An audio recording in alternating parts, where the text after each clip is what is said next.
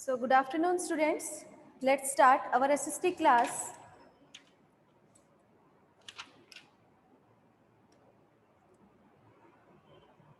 Population growth. यही है ना हमारा आज का टॉपिक.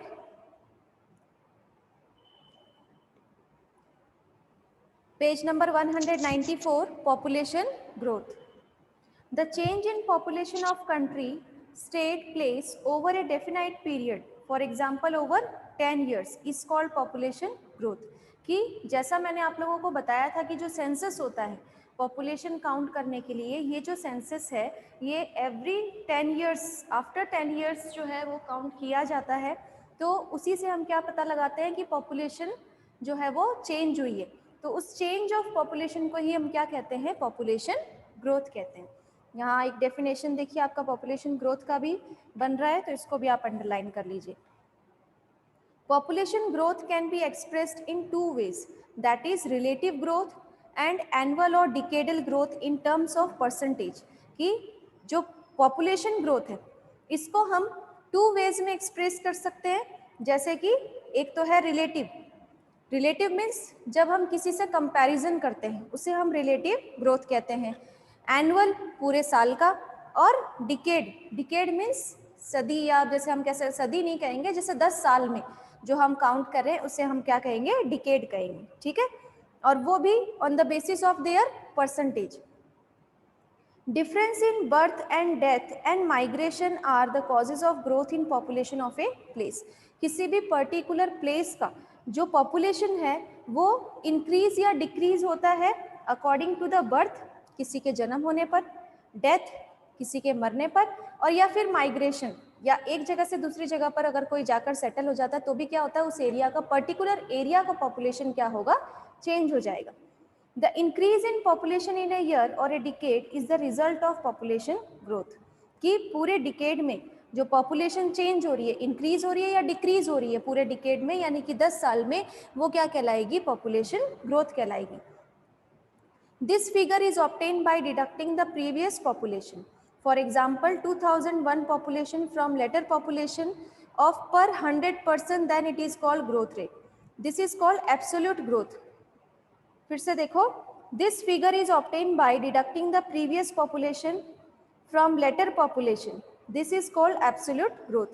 जैसे कि 2001 में जो population थी उससे 2011 की जो population rate है वो कितनी चेंज हो गई है, और 11th वाली जो पॉपुलेशन है वो क्या कहलाएगी, एब्सोल्यूट ग्रोथ कहलाएगी. When growth is calculated in terms of per 100%, then it is called growth rate. कि जब हम पर्टिकुलर 100% पर किसी पॉपुलेशन को इमेजिन कर रहे हैं या उसको हम मार्जिनलाइज कर रहे हैं, जहां मेजरमेंट कर रहे हैं, वो क्या कहलाएगा, ग्रोथ रेट कहलाएगा. In other words, if the population grew by 4% by 100% from the original population, then the population growth rate will be 4%. जैसे देखो 2001 और 2011, यहाँ पर अगर पॉपुलेशन है, मान लो सपोज करो 200, ये अगर इंक्रीज हो गया 240 हो गया या कुछ भी हो गया, यहाँ अगर 100 है, यहाँ इंक्रीज हो गया 130 हो गया, तो इसका मतलब ये क्या हो रहा है, पॉपुलेशन चेंज हो रही है. 2001 में जो थी ये आफ्टर 1 डिकेड, यानी कि 2001 से 11 तक क्या बन गया, ये 1 डिकेड बन गया. डिकेड मीन्स 10 इयर्स, 10 साल. 10 साल के बाद में पॉपुलेशन कितनी बन गई, इतनी चेंज हो गई. तो चेंज होने के बाद में क्या आ गया ये 2011 में, तो ये क्या है, एक डिकेड का काउंट किया गया, और ये जो इंक्रीज पॉपुलेशन है ये क्या कहलाएगी, ग्रोथ रेट कहलाएगी. ये क्या है, ग्रोथ. ठीक है, पॉपुलेशन ग्रोथ कहलाएगी. When growth is calculated in terms of 100%, then it is called growth rate. In other words, if population grew by 4%, 100% from the original population, then our population growth rate will be 4%. The population of India was 3,610 million in 1951, became 1210.19 million in 2011. यानी कि कितनी increase हो गई. यहाँ पर बताया गया है कि अगर पॉपुलेशन 100 है और 4% से भी अगर इंक्रीज होती है तो इसका मतलब क्या हो गया, 4% इंक्रीज हो गया. कितना इंक्रीज हो गया? 4%। अगर हम 100% पर पर्सन काउंट करते हैं, पर पर्सन काउंट करते हैं, तो अगर 4% भी बढ़ गए तो इसका मतलब कितना इंक्रीज हो गया पॉपुलेशन? 4% इंक्रीज हो गया। ठीक है, तो 1951 में पॉपुलेशन इतनी थी, जो कि 2011 में इंक्रीज होके कितनी हो गई? 10.19 मिलियन। यहाँ फिर देखो आपका ये टेबल दिया गया है पॉपुलेशन ग्रोथ रेट अलग अलग ईयर का, इसको आप देख लीजिएगा। The given table and figure shows that the population growth rate was increasing on the regular basis 1951 to 1981। 1951 से 81 तक देखो आप टेबल, ये टेबल जो है वो कितनी इंक्रीज होती जा रही है। Population grew from 3610 million in 1951 to 6830 million in 1981, यानी कि जो पॉपुलेशन 3610 थी 51 में, वो इंक्रीज हो गई 81 में कितनी? 6830। तो कितना पॉपुलेशन जो है वो इंक्रीज हो गया। This explain the rapid growth in population, यानी कि कितनी रैपिडली ये पॉपुलेशन इंक्रीज हो रहा है, तो इसे हम क्या कहेंगे? रैपिड ग्रोथ कहेंगे। But the growth rate gradually decline after 1918। The birth rate saw a rapid decline during this period, यानी कि इस पीरियड में बर्थ रेट जो है वो बहुत कम देखी गई है। The population of Rajasthan has also been growing at a rapid rate, जो राजस्थान की जो पॉपुलेशन ग्रोथ रेट है वो भी इंक्रीज होती जा रही है। The decadal growth rate in population of Rajasthan was 1981 में राजस्थान की जो पॉपुलेशन थी वो कितनी थी? 32.97%। However, this rate declined in later years. The decadal growth rate in population reduced to 28.41% in 2001, यानी कि जो 1981 में राजस्थान का पॉपुलेशन 32.97% था, 1981 यहाँ पर ये राजस्थान का जो पॉपुलेशन था वो था 32.97%, जो कि 2001 में इंक्रीज नहीं बल्कि क्या हुआ? डिक्रीज हो गया। कितना? 28.41%। तो देखो 32.97% और 28.41%, कितना डिफरेंस दिख रहा है इन दोनों के बीच में? दिख रहा है ना? तो यही डिफरेंस बताया जा रहा है कि यहाँ पर राजस्थान में क्या हुआ है? ये पॉपुलेशन डिक्रीज हुई है। फर्दर डिक्लाइन टू, और फिर बाद में 2011 में 21.44, जो कि डिक्रीज हो गई 2011 में। 2011 में 21.44%। तो धीरे धीरे देखो आप पॉपुलेशन क्या होती जा रही है? डिक्रीज होती जा रही है। ठीक है, In spite of this, the growth rate in population of Rajasthan is much higher compared to 17.64 decadal growth rate in population of India। फिर भी राजस्थान ओवरऑल जो इंडिया के जितने भी स्टेट्स हैं उनमें राजस्थान का जो पॉपुलेशन ग्रोथ रेट है वो सबसे हाईएस्ट माना जा रहा था, जो 17.64% था। During the decade of 2001 and 11, Barmer showed the highest growth rate. 1 से 11 तक बाड़मेर का सबसे हाईएस्ट ग्रोथ रेट था, जो कि था कितना? 32.55%। गंगानगर का सबसे लोएस्ट, जो कि था 10.06% राजस्थान में। ये भी आपको अंडरलाइन करना है कि 2001 से 11 के डिकेड में राजस्थान में सबसे हाईएस्ट पॉपुलेशन कहाँ देखी गई? कौन से डिस्ट्रिक्ट में थी? तो बाड़मेर। और सबसे लोएस्ट कौन से में थी? तो वो गंगानगर। ठीक है, यहाँ पे भी आपका एक क्वेश्चन बन रहा है। It is important to note that the population of India is still very high, कि पॉपुलेशन जो है वो इंडिया की बहुत ज़्यादा है। The current growth in population of India is 122 lakh, which is enough to nullify the conservation of resource and environment, यानी कि जो पॉपुलेशन जो 122 लाख है आज इंडिया की, उस पॉपुलेशन के अकॉर्डिंग इतने रिसोर्सेज अवेलेबल ही नहीं है हमारे एनवायरनमेंट में, जो सभी के जो ज़रूरतें हैं, जो नीड्स हैं, उनको सेटिस्फाई कर सके। The reduction in growth rate shows the success of various efforts which were taken to control birth rate। कि जो रिडक्शन है ग्रोथ रेट में वो ये बताता है कि किस तरीके से बर्थ रेट को कंट्रोल किया गया है। In spite of this effort population growth is continuing, फिर भी पॉपुलेशन जो है वो क्या होती जा रही है, इंक्रीज होती जा रही है। As per estimate India will surpass China to become the most population nation by 2045, कि ऐसा माना जाता है कि अगर इसी तरीके से पॉपुलेशन इंक्रीज हुआ तो 2045 में ये देखा जाएगा कि सबसे हाईएस्ट पॉपुलेशन में इंडिया को काउंट किया जाएगा। जो अभी सेकंड नंबर पर है वो फर्स्ट नंबर पे आ जाएगा। Now population causes of population growth की रीजन क्या है, क्या कारण है जिससे पॉपुलेशन जो है वो ग्रोथ हो रहा है। तो there are 3 important component to affect the growth और change in population. 3 main reasons हैं पॉपुलेशन चेंज में, ग्रोथ में और पॉपुलेशन के ग्रोथ में 3 कॉजेज हैं।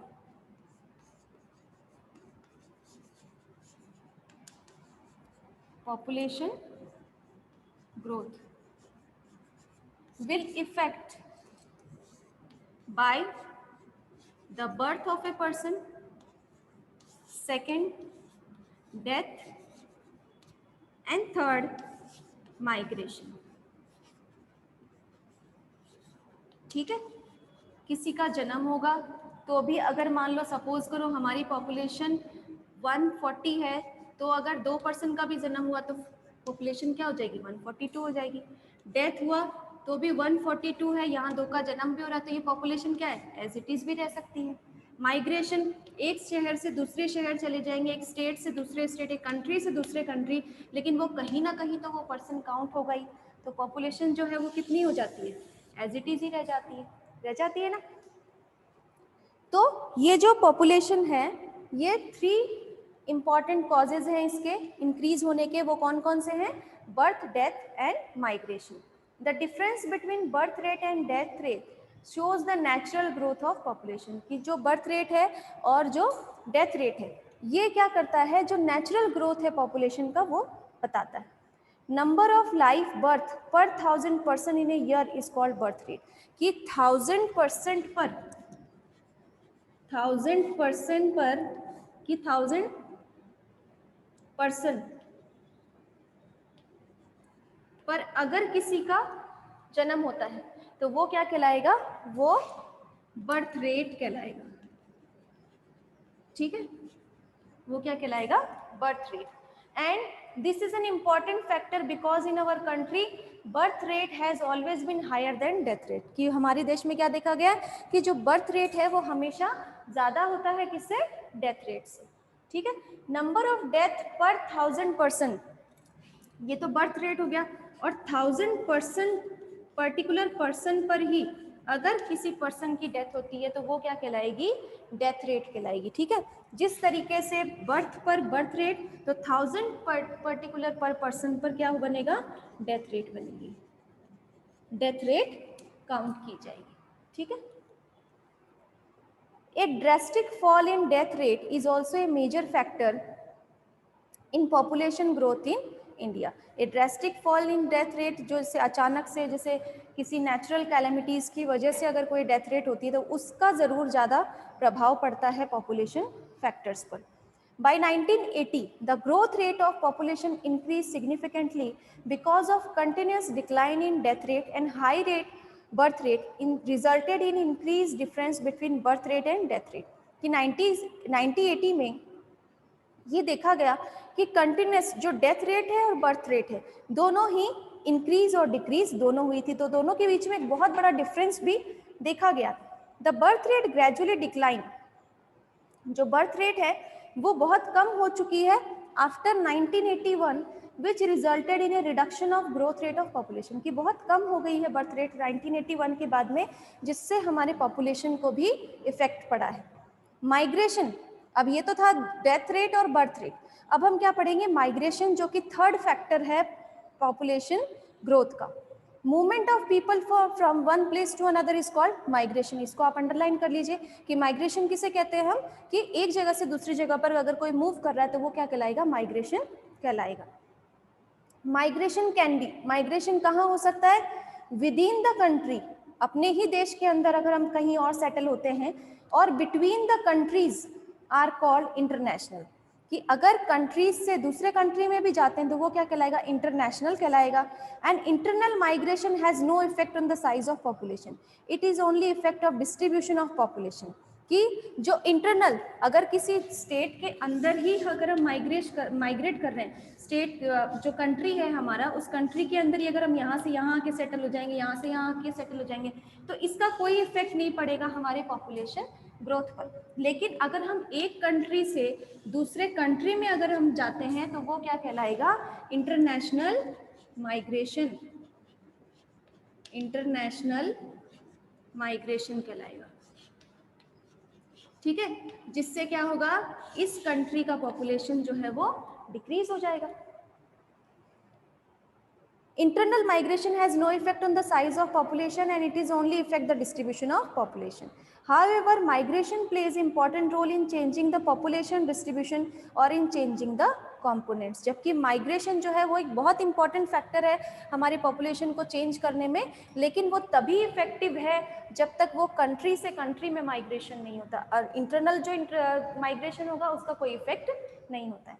ठीक है, next है, most of the intra-state migration in India happen from rural areas to rural areas because women usually migrate after marriage. कि ज़्यादातर माइग्रेशन तो हम देखते ही हैं कि जो मोस्टली जब लड़कियों की शादी हो जाती है तो वो एक जगह से दूसरी जगह पर जाकर सेटल हो जाते हैं। तो the next bigger migration happen from rural areas to urban areas because people often migrate from rural areas to urban areas in search of better opportunities of employment and better life. कि जैसे कि rural areas के जो लोग हैं वो urban में जाकर सेटल हो जाते हैं for the better employment, to get new job, कोई नई जॉब लग जाएगी या कोई एम्प्लॉयमेंट मिल जाएगा। तो रूरल से अर्बन में जाकर सेटल होना भी क्या कहलाएगा, इंटरनल माइग्रेशन ही कहलाएगा। अंडरस्टूड? नाउ पॉपुलेशन डेंसिटी, यहाँ तक आपको कोई प्रॉब्लम है श्रुति? No ma'am. आपको समझ में आ रहा है मैडम? हाँ यस मैडम, आपसे एक चीज पूछनी थी। हाँ पूछो। मैडम, ये जो आप करवा रहे हो उसके अंदर से जो मेन पॉइंट्स है वो नोट्स बना के नोटबुक लिखने हैं ना? हाँ बिल्कुल लिखने हैं, जैसे कि जो डेफिनेशन है, जो जो चीज़ें मैं आपको अंडरलाइन करवाती जा रही हूँ साथ में, तो जिससे क्या है हमारा शॉर्ट क्वेश्चंस जो हैं वो तैयार हो जाएंगे, है ना। अभी तो क्या है, चैप्टर पढ़ाऊंगी तो लाइन टू लाइन आप भी उस चीज़ को रीड करोगे और आपकी वो समझ में भी आएगी और साथ साथ लिखते चलोगे, बाद में फिर आपसे वो पढ़ा नहीं जाएगा, है ना। Yes ma'am. Okay, yes ma'am. फिर हम देखते हैं population density. Population density shows the uneven distribution. की पॉपुलेशन डेंसिटी का क्या मतलब होता है, जहां पर कोई डिस्ट्रीब्यूशन जो है वो प्रॉपरली नहीं किया हुआ हो।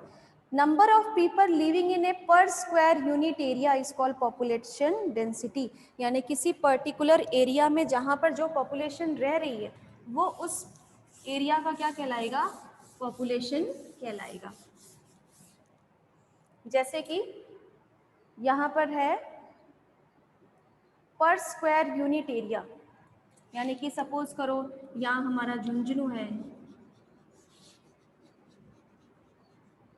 इसके आसपास और जितने भी विलेजेस हैं,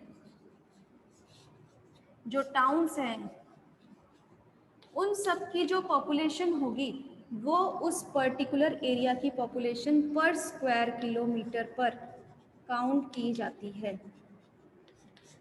ठीक है, पर स्क्वायर किलोमीटर यूनिट एरिया जो है वो काउंट किया जाता है। अब हम यहाँ गिनते हैं तो ऐसे थोड़ी गिनेंगे कि उस मोहल्ले में इतनी पॉपुलेशन है, उस गली में इतनी पॉपुलेशन है, ऐसे नहीं।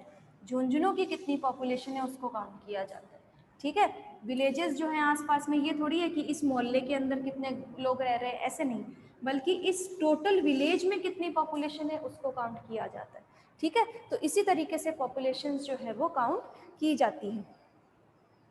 The population density in 2011 was 381% पर square kilometre in India.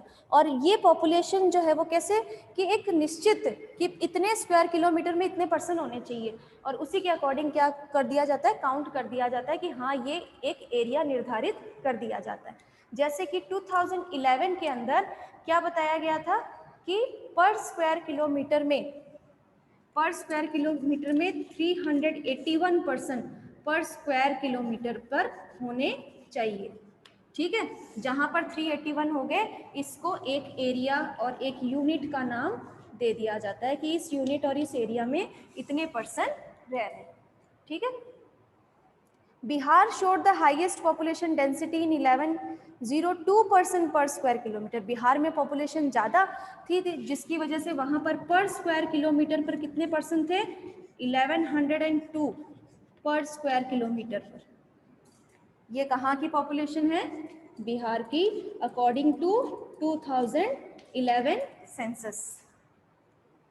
And while Arunachal Pradesh showed the lowest, वहां पर अरुणाचल प्रदेश में सबसे कम, वो थी 17 पर्सन पर स्क्वायर किलोमीटर। मतलब कि ये देखी जाती है कि टोटल पॉपुलेशन कितनी, टोटल पॉपुलेशन के अकॉर्डिंग फिर डिसाइड किया जाता है कि हाँ इतने स्क्वायर किलोमीटर में इतने पर्सन हैं। ठीक है, तो ये टेबल दिया गया है आपको यहाँ पर कि डेंसिटी और कितनी इंक्रीज हुई है, कितनी डिक्रीज हुई है सेंसस के अकॉर्डिंग। फिर है population density of Rajasthan in 2011 is 201 person per square kilometre. तो राजस्थान की कितनी है, राजस्थान की पर स्क्वायर किलोमीटर के according, according to 2011 census 201 person per square kilometre. ये सिर्फ तीन चार नाम ही दिए हुए हैं, इन सबको आपको अंडरलाइन करना है। मोस्टली आपको राजस्थान का भी याद रखना है। ठीक है, शॉर्ट क्वेश्चंस में पूछा जा सकता है। Compare to population density of 165 person per square kilometre in 2001, the figure is increase by 36% and per square kilometre in the previous decade. यानी कि पहले ये तो 2011 के अकॉर्डिंग, और 2001 में कितने थे, 165 स्क्वायर किलोमीटर। ये 2011 का है और ये 2001 का है। ठीक है, फिर है 36% जो है वो क्या हुआ है, इंक्रीज किया गया है, इंक्रीज हुआ है 2011 में। इसका मतलब क्या है, पॉपुलेशन जो है वो इंक्रीज हो गई यहाँ पे। The given table shows the uneven distribution of population density in Rajasthan, कि ये राजस्थान की पूरी टोटल पॉपुलेशन जो 1 में और 11 में कितनी थी पर स्क्वायर किलोमीटर के अकॉर्डिंग वो दी गई है, जिसमें से आपको मेनली जयपुर का ध्यान में रखना है और झुंझुनू का ध्यान में रखना है। ठीक है, और ओवरऑल राजस्थान का। फिर है population density is highly uneven among district of Rajasthan, कि ज़्यादातर पॉपुलेशन जो है वो सभी जगह की एक जैसी नहीं है, सब में अलग अलग है, कहीं पर इंक्रीज होगी कहीं पर डिक्रीज होगी। इन 2011 Jaipur was the district with highest population density at 598 person per square kilometre. यानी कि सबसे हाईएस्ट सिर्फ राजस्थान के अंदर अगर देखा जाता है तो जयपुर के अंदर जो पॉपुलेशन थी वो कितनी थी, 598 पर्सन।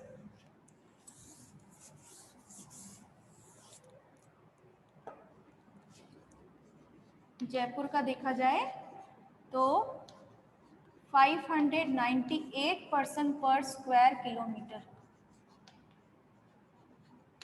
ठीक है, और सबसे हाईएस्ट राजस्थान का हाईएस्ट माना जाता है, और सबसे लोएस्ट जो था वो किसका था, जैसलमेर का, वो है 17 person per square kilometre. Lowest कहलाएगा जैसलमेर। ठीक है, In spite of continuous increase in population density, Rajasthan population density is lower than the population density of India. कि all over जब देखा जाता है तो उसमें इंडिया में सबसे लोएस्ट पॉपुलेशन जो है वो राजस्थान की ही मानी जाती है। This table shows the population density of different district of Rajasthan in descending order. पीछे जो टेबल दी गई है ये राजस्थान के सभी डिस्ट्रिक्ट्स की दी गई है। Population density is medium in Assam, कि सबसे मीडियम जो है वो आसाम की है। In most of the peninsular state, hilly areas, uneven topography, medium of low rainfall, shallow and less fertile land etcetera affect the population density in these states. ये चीज़ें आपको अंडरलाइन करनी होगी कि आसाम के अंदर वहाँ पॉपुलेशन जो है वो कम क्यों है, किस रीज़न से है, बिकॉज ऑफ हिली एरियाज, यहाँ से आप अंडरलाइन कीजिए, because of hilly areas, uneven topography, medium of low rainfall, shallow and less fertile land, कि वहाँ पर हिली एरियाज है टोपोग्राफी है कहीं पर, मतलब कि अनइवन टोपोग्राफी मीन्स कहीं पर ऊंची जगह है, कहीं पर नीची है, एक फ्लैट लैंड नहीं है जहाँ लोग सेटल हो सकें, फर्टाइल लैंड बहुत कम है, बारिश बहुत कम होती है। तो ये रीजंस हैं जिसकी वजह से वहाँ पॉपुलेशन क्या है, बहुत कम देखी जाती है। ठीक है, population density is very high, population बहुत ज़्यादा होती है कौन से एरिया में, in the northern plain and Kerala, northern plains और केरलाज में। क्यों? Because these are endowed with plain topography, क्योंकि यहाँ पर प्लेन टोपोग्राफी है, फर्टाइल लैंड है and adequate rainfall. Adequate rainfall means बहुत ज़्यादा बारिश होती है। तो ये दोनों पैराग्राफ जो है वो इम्पॉर्टेंट है जो आपको लिखने हैं। ठीक है, कि वहाँ आसाम में और पेनिनसुलर स्टेट्स में पॉपुलेशन कम क्यों है और केरला में और नॉर्दर्न प्लेन्स में पॉपुलेशन ज़्यादा क्यों है। ठीक है, नेक्स्ट आता है प्रॉब्लम ऑफ पॉपुलेशन, कि पॉपुलेशन की प्रॉब्लम क्या है। The population of India is a very high and hence the annual growth in population is also high, कि population जो है वो इंडिया की हाई है, as usual we know that, and the annual growth in population जो है और annual growth जो है वो भी बहुत ज़्यादा बढ़ती जा रही है, and high growth in population is an obstacle to economic progress of the country। Population increase होती है तो उससे क्या होता है, हमारे जो इकोनॉमिक कंडीशन है, हमारी जो इकोनॉमी है वो भी इंक्रीज नहीं हो पाती, क्योंकि पॉपुलेशन इंक्रीज होने से उनकी रिक्वायरमेंट्स ही पूरी हो पाती है अपने रिसोर्सेज से। A high population adversely affected the quality of life, जो हाई पॉपुलेशन है इससे बाकी जितनी पॉपुलेशन है उनकी लाइफ के ऊपर भी इसका इफेक्ट पड़ता है। High population evolve excess exploitation of resources, यहाँ देखो ये अंडरलाइन करो आप कि एक high population adversely effect the quality of life, की हाई पॉपुलेशन क्या करता है, एक पर्टिकुलर लाइफ को बहुत ज़्यादा इफेक्ट करता है। जैसे कि high population evolve excess exploitation, बहुत ज़्यादा एक्सप्लॉयटेशन होता है किसका, नेचुरल रिसोर्सेज का, to fulfil the various needs, बहुत ज़रूरतों को पूरा करने के लिए जो रिसोर्सेज हम यूज़ करते हैं उन सब का बहुत ज़्यादा एक्सप्लॉयटेशन हो, जैसे कि food, cloth, shelter, education and health care. This also increase, यहाँ हेल्थ केयर तक आपको टिक करना है, दिस और इसके बाद में भी, this also increase the problem, और इससे क्या क्या प्रॉब्लम्स इंक्रीज होती है कि अगर पॉपुलेशन बढ़ रहा है तो क्या क्या प्रॉब्लम्स आएगी, अनएम्प्लॉयमेंट बढ़ेगी, इतनी पॉपुलेशन है तो सबको रोजगार थोड़ी मिलेगा, और फिर उसके बाद में पॉवर्टी, गरीबी बढ़ेगी, काम नहीं है तो लोग क्या होंगे, गरीब हो जाएंगे, पैसे नहीं होंगे, and result in scarcity of physical facilities, physical facilities भी, पॉपुलेशन बढ़ रही है, जमीन तो नहीं बढ़ रही है ना, जमीन तो उतनी ही रहनी है ना। यहाँ पर अब मान लो आप कहीं घर पर रह रहे हैं, 10 मेंबर रह रहे हैं एक साथ, और भी 10 लोग और आके रहने लग जाएंगे, घर तो उतना ही रहेगा, है ना। तो वही सारी चीजें हमारे जो रिसोर्स है उसके ऊपर भी यही होता है, एग्रीकल्चर उतना ही होना है क्योंकि लैंड ही उतने ही है, फिजिकल फीचर्स भी उतने ही रहने हैं, उनकी जैसे जैसे बर्थ रेट बढ़ती है अपने आप तो घर बनते नहीं है, अपने आप जगह बढ़ेगी नहीं, तो सारी चीज़ें जो हैं वो इफेक्ट होती है। जैसे कि और भी फिजिकल फैसिलिटीज़ कैसे, जैसे drinking water, electricity, transport, housing, लोग पर्सन बढ़ जाएंगे, ट्रांसपोर्ट के साधन भी उनको चाहिए, इतनी रोड पे चलने के लिए 10 ही, मान लो सपोज करो कि एक रोड के ऊपर सिर्फ 10 ही गाड़ी चल सकती है ना, और पॉपुलेशन जो है वो बढ़ती जा रही है, 100,000 इंक्रीज होती जा रही है, लेकिन यहाँ पर तो सिर्फ 10 ही चल सकती है एक साथ, है ना। तो इनके अकॉर्डिंग तो ये नहीं है कि ना जमीन चलो कोई बात नहीं लैंड और इंक्रीज कर देते हैं, ये तो इंक्रीज नहीं होगा, ये तो उतना ही रहेगा, हमें किसको कंट्रोल करना होगा, पॉपुलेशन को कंट्रोल करना होगा। ठीक है, तो ये सारे पॉइंट्स हो गए कि क्या क्या प्रॉब्लम्स फेस करना होगा अगर पॉपुलेशन इंक्रीज होती है तो उसके पॉइंट्स आप इजीली इसमें से बना सकते हो।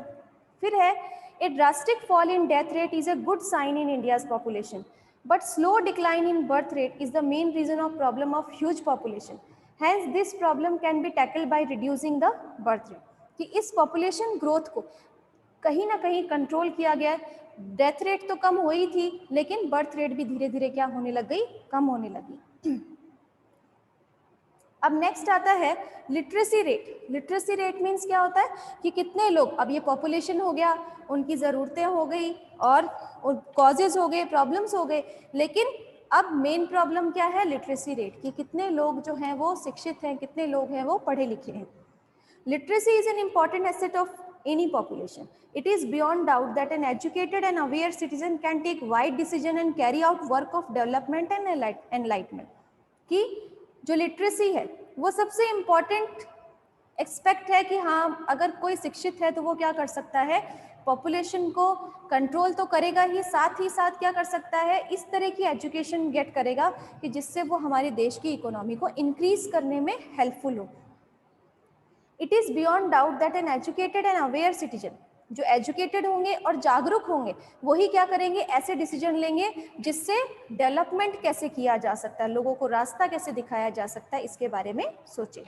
ए low literacy rate is a huge decade obstacle towards economic progress, यानी कि इकोनॉमिक प्रोग्रेस में सबसे बड़ी रुकावट क्या है, लिटरेसी। ठीक है। According to 2011 census, a person who is 7 years old or older and can write or read any one language is considered as a literate person. यानी कि 2011 सेंसस के अकॉर्डिंग कि जो पर्सन जो 7 साल का हो या 7 साल से बड़ा हो, जो लिख सकता है, पढ़ सकता है किसी भी भाषा को, एनी वन लैंग्वेज, किसी भी भाषा में, तो वो क्या कहलाएगा, एक लिटरेट पर्सन कहलाएगा। तो एक लिटरेसी की डेफिनेशन हो गई, इसको आप अंडरलाइन कर लीजिए। Literacy level is showing gradual improvement in our country, कि लिटरेसी लेवल जो है वो क्या दिखाती है कि कितने लोग यहाँ शिक्षित हैं, वो हमारे लेवल को इम्प्रूवमेंट को, हमारे देश के इम्प्रूवमेंट को शो करती है। According to 2011 census, the literacy rate in the country is 17.04%। कि अब देखो लिटरेसी रेट हम नोट करेंगे कि इंडिया की जो लिटरेसी रेट है वो अकॉर्डिंग टू 2011 सेंसस वो कितनी है, 74.04%। According to 2011 74.04%। out of which literacy rate among men 82.14। इनमें से मैन कितने पढ़े लिखे हैं, कितने लोग लिटरेट हैं, 82.14%। और कितने वुमन जो है वो कितनी है, जो लिटरेट है 65.46%। ठीक है, 65.46%। According to 2011 census, Kerala is the most literate state with literacy level। यानी कि इन सब में जो लिटरेसी रेट, ये तो इंडिया की है, ठीक है, ये है इंडिया की। इसमें मैन कितने हैं, 74 में से 82.14% लिटरेट है, वुमन जो है वो 65.46% लिटरेट है। ठीक है। अब हम इसमें देखेंगे कि केरला जो सबसे हाईएस्ट लिटरेसी रेट है, केरला की लिटरेट स्टेट है, जो कि है 93.91%। ये है केरला की literacy rate. While Bihar is the list, Bihar में सबसे कम है लिटरेसी रेट, और वो कितनी है, 55.58%। ये कहाँ की है, बिहार की। ठीक है, ये बिहार की literacy rate. As per 2011 census, 2011 census के अकॉर्डिंग राजस्थान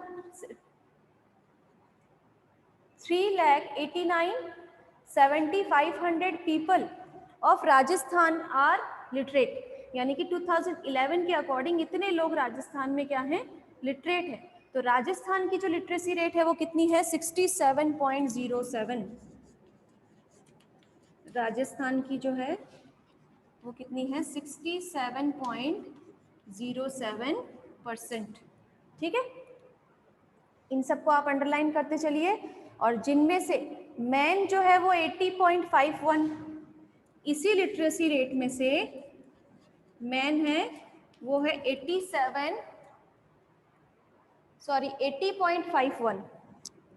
80.51%। और इसी में है वुमन कितने लिटरेट है, वो है 52.66। अभी भी देखो कम है, है ना। वुमन लिटरेसी रेट देखो आप सब जगह देखोगे कम ही आ रहा है, मेंस के अकॉर्डिंग जो है वो कम बता रहा है 52.66। अब जैसे ये सेंसस है ये 2011 का है, अब जो नेक्स्ट सेंसस बनेगा वो कितने साल में बनता है, 10 साल में, तो कब आएगा 2021 में एग्जाम में, लेकिन हमें 2011 का ही सेंसस नोट करना है। The literacy rate has shown an increase in previous decade, but Rajasthan is still behind the national average.